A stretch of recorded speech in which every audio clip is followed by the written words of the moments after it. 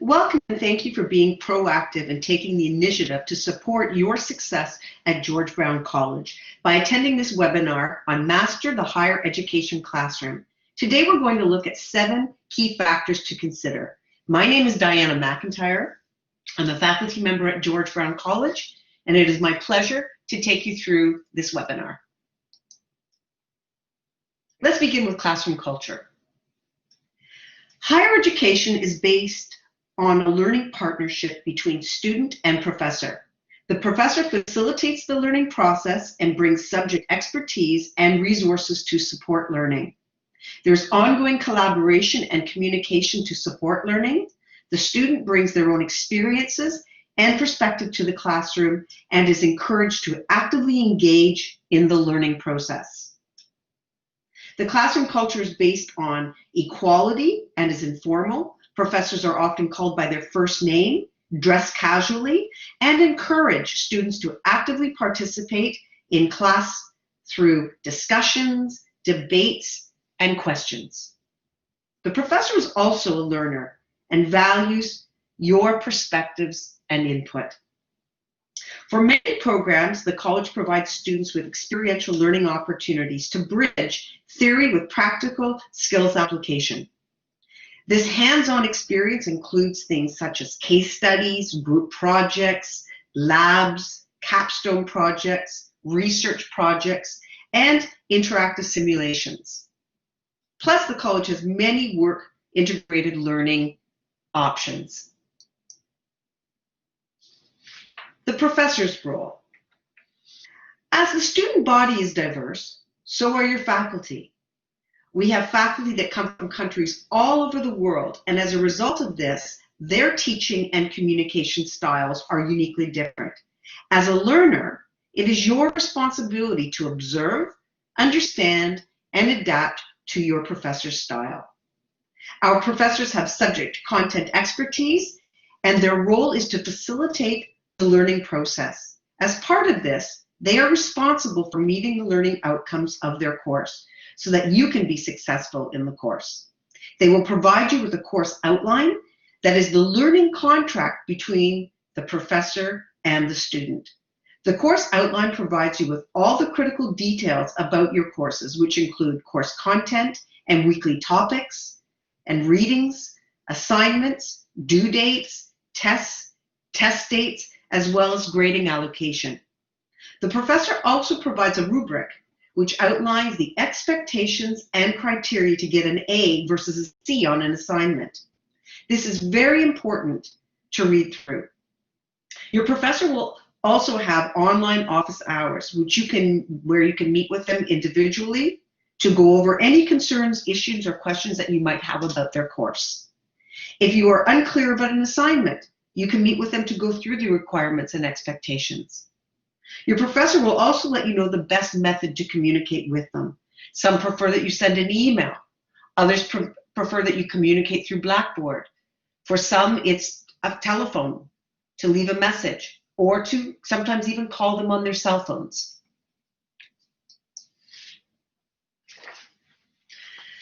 Your academic and student success team is also very, very important to be aware of and to familiarize yourself with. Every department, academic department, has multiple levels. It starts with the dean, who is the head of the academic division and all of the program areas that fall under that division. The academic chairs are also part of the management team that report directly to the dean. And their role is more of an administration and administrative oversee of all of the programs within their academic area. They're also the person that a student would go to if they were having a concern or an issue about the program and wanted to speak to somebody at a higher level. Your program coordinators are faculty members, and they have a coordinating role to kind of look after different things that are happening within a specific program area. So they're responsible for having a broader understanding of how all the courses within the program areas work together, including prerequisites, if you wanted to drop a course or add a course, how that is going to impact your next semester. They are very, very good at kind of helping you navigate your way through the program if you want to make any changes to your academic program or are not sure even about an academic stream. Let's say you're in business that you want to choose, whether it's marketing or accounting. They're really, really good people to talk to with that kind of general oversight of how the program areas work together and the individual courses within those program areas. You also have your front desk team. So every division has a front desk, every academic division, and now a virtual online front desk staff as we work our way through COVID. So there's ways that you can get in touch with the division's frontline support people by phone, again, by online, where they are, again, generalists that have a lot of information about all of the programs within that specific division. They can also help you if you're looking for a specific faculty member or the coordinator of your program, can provide you with all the resources about the programs and the staff, faculty, lab technicians, and everyone else that works within that academic division. So again, great for general questions. Then outside of the actual academic departments, we have what we refer to as our student success team, which operates at a college-wide level and supports all of the academic divisions. And our student success team consists of counseling and well-being, accessible learning, deaf and hard of hearing services, student life, career services, Start GBC for those interested in entrepreneurial options, the tutor and learning center, the TLC, the library, and the student association. And again, these are all outside of the academic areas under the Division of Student Success, but they support the students and the faculty within all academic divisions. So we work together to make sure that you have support within your classroom and you have support outside of your classroom to help you to, one, navigate the higher learning process at George Brown College, where to find critical resources that will support you in your academic and your personal life. So these are very, very important to know about, and how you can find out more information on these amazing services is simply look at the George Brown College website. And again, you can find any information on our site about any of the support services that you might be looking for.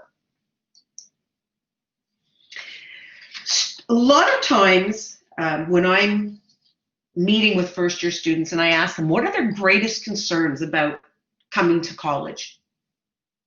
And I always think I'm going to hear things like, oh, the assignments or the exams, tests. And the number one concern I hear is teamwork. I'm going to have to work with other students, and my mark is going to be dependent on the performance or abilities of those other students. And so it's really important that students understand and are developing the skills to work in teams. Every single course that you take at George Brown College, you are going to have group projects that you're going to be involved in. And group work isn't just important for your academic programs at George Brown.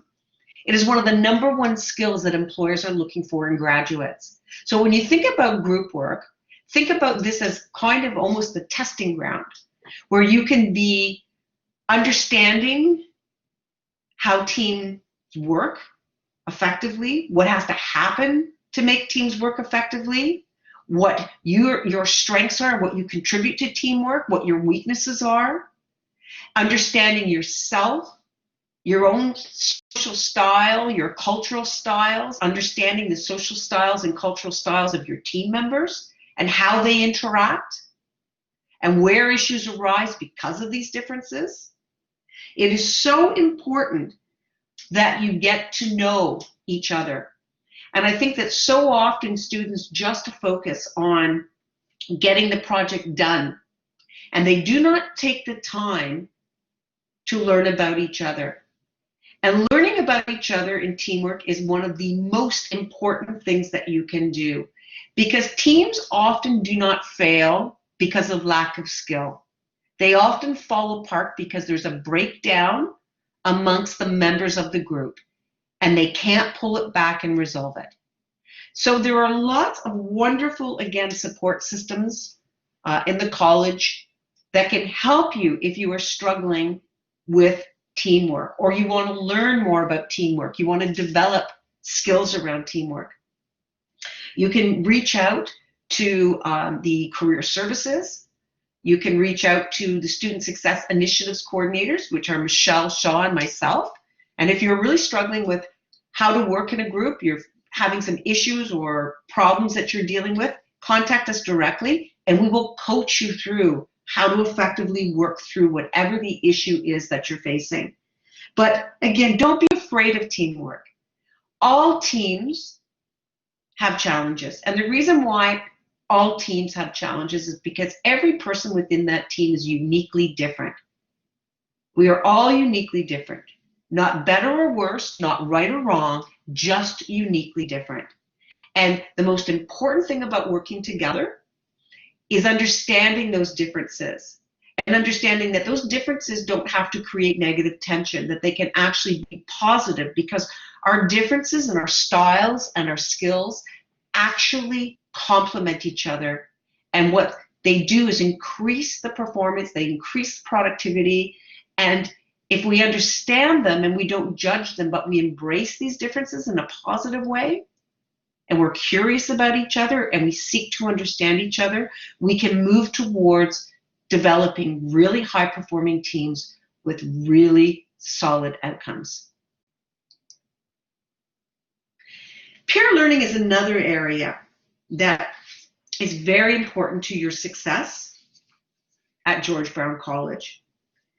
And again, our professors are there to support you in any way that you need support regarding their specific course content. But we have found, and research has shown us, that students learn sometimes more effectively when they're learning with other students, their peers. And what we refer to as students speak student. Sometimes professors, faculty members don't speak student the same way.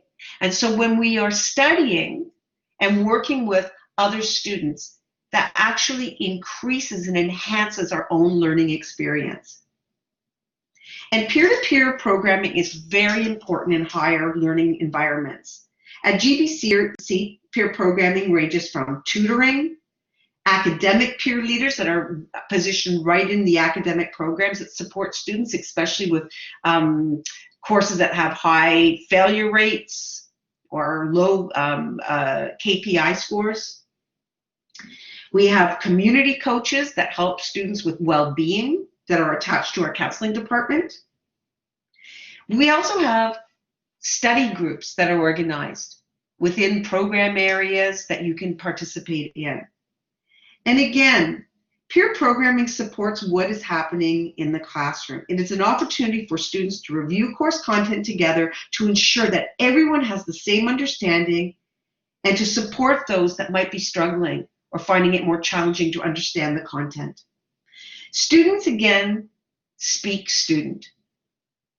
You have a language, a way of talking to each other and explaining things to each other that is more comfortable and it can be very, very effective.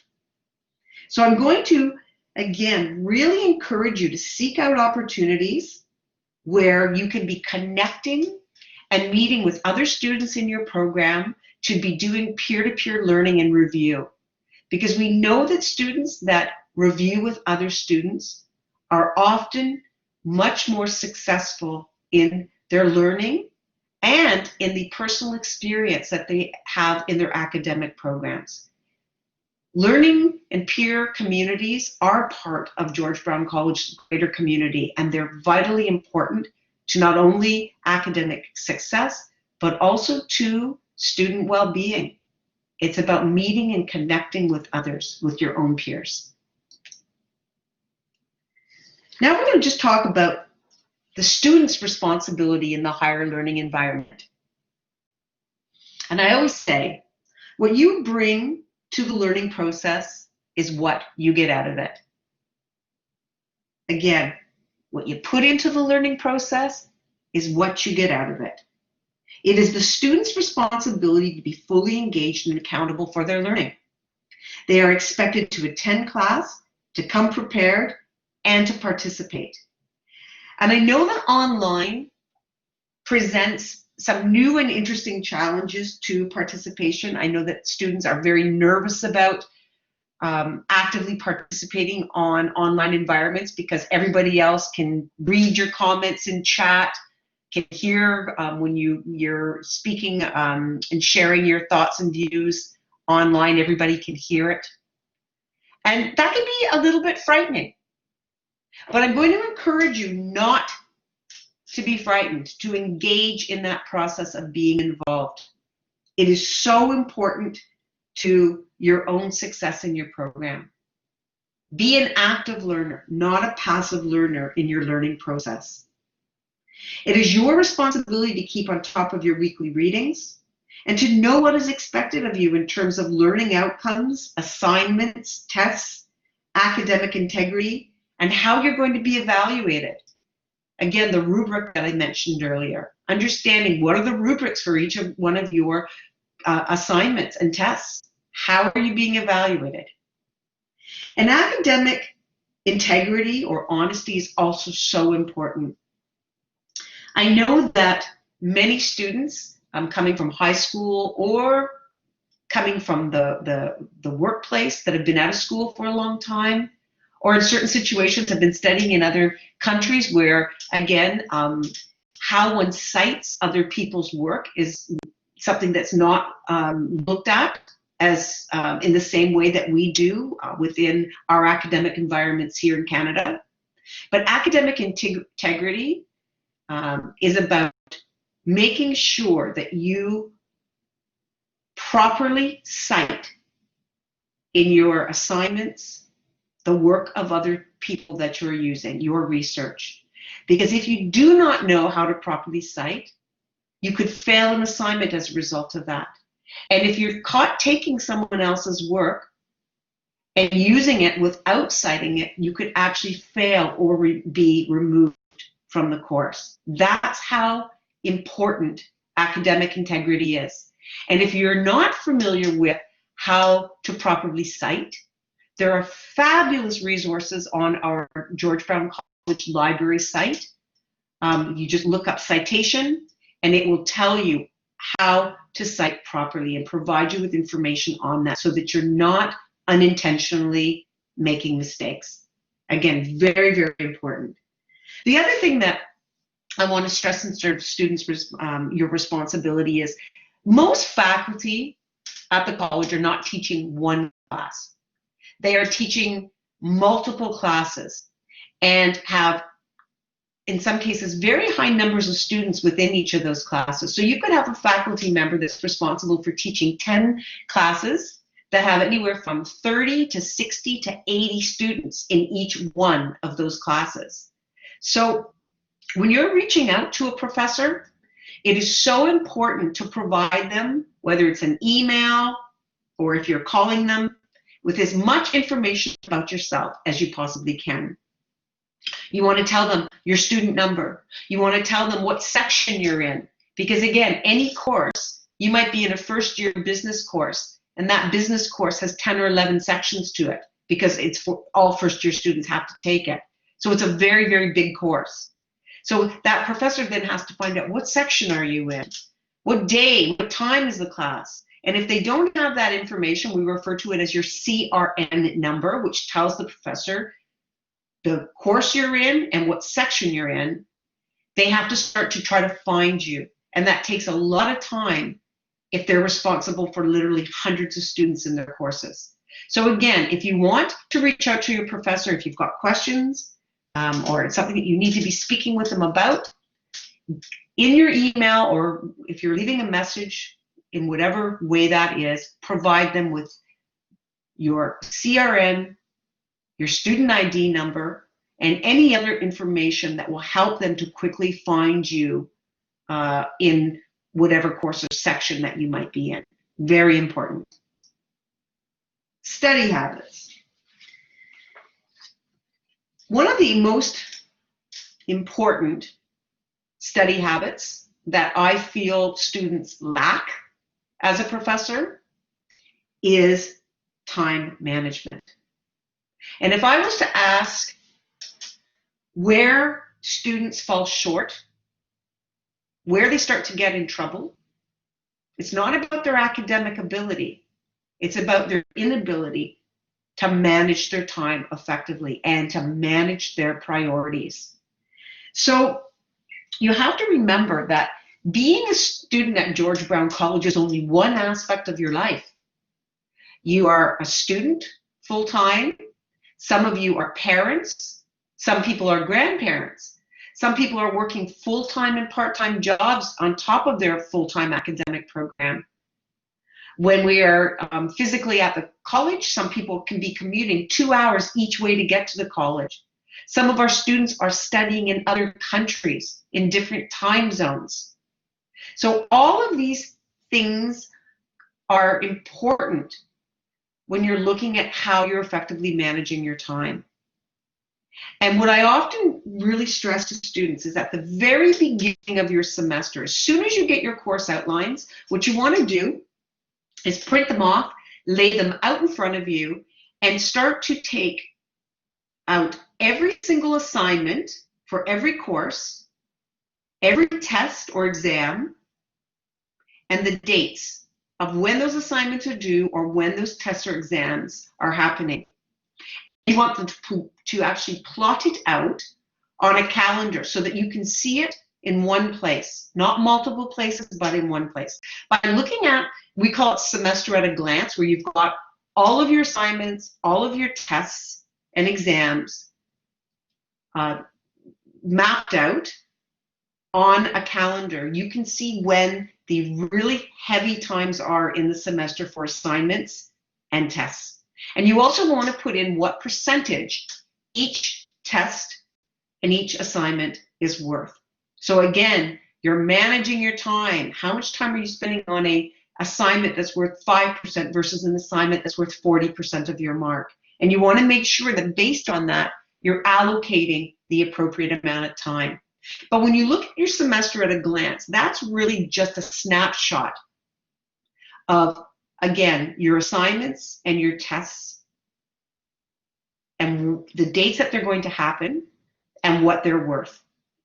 And why that's important is when you map that out, you're going to notice that there's certain weeks in the semester, whether it's the fall or the winter semester, that are very, very busy with deadlines for your tests and your assignments for all of your courses at the same time. And the reason that happens, and it's usually just before intersession week in the fall and winter semesters, is because as faculty, we want to have about 40% of your mark submitted by intersession week. And the reason for that is that if you're not doing well, the faculty member can see that early enough in the semester that there's an opportunity to give you additional support and resources to help you pull up your mark. If we leave that and it gets too close to the end of the semester, you do not have an opportunity to go back and try to improve the mark. It's too late. So this is why you're going to find that just before intersession week, and intersession weeks usually happen in October, and either at the end of February or early March, and just before intersession week, you're going to be loaded with assignments and tests for the reason that the program wants 40% of your mark submitted so we can assess how you're doing. It's for your own success in your program. The next piece that you need to think about is once you've mapped out that semester at a glance and you can see again where all your assignments and your test dates and your percentages are, the next thing you want to do then is look at a weekly planner. And in that weekly planner, what you want to be doing is now mapping out how much time are you allocating to your schoolwork, based on everything else that's going on in your life. So in the weekly planner, you're going to put in all of your class times. So if you've got accounting on Monday mornings from 8 to 10, you're going to put that in. So all of your courses you're going to plot into your weekly planner. You're going to plot in your study time.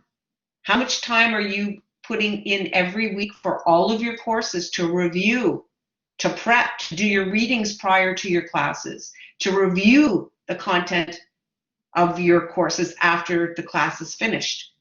And review is very, very important to academic success. Are you putting in time for group projects where you've got to meet up with your group members?